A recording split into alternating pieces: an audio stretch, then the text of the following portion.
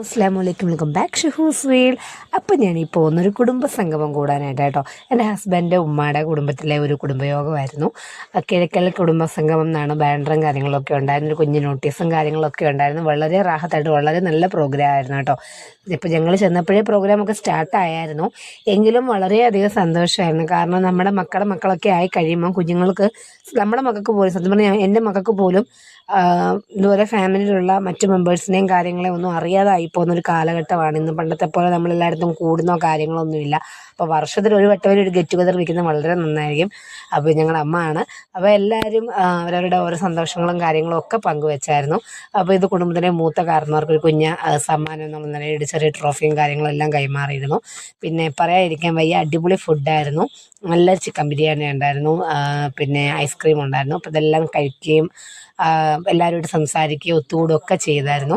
പിന്നെ കുഞ്ഞുമക്കളുടെയും വലിയവരുടെ എല്ലാം കലാപരിപാടികളും ഇഷ്ടംപോലെ പ്രോഗ്രാംസും ഉണ്ടായിരുന്നു കേട്ടോ. എൻ്റെ മോളാണ്, അവൾ ഡാൻസും കാര്യങ്ങളൊക്കെ ഉണ്ടായിരുന്നു.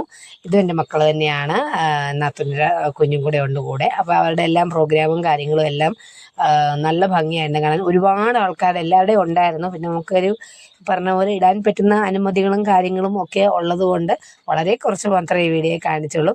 പുതിയ വീഡിയോ ആയിട്ട് ഇനിയും വരാം.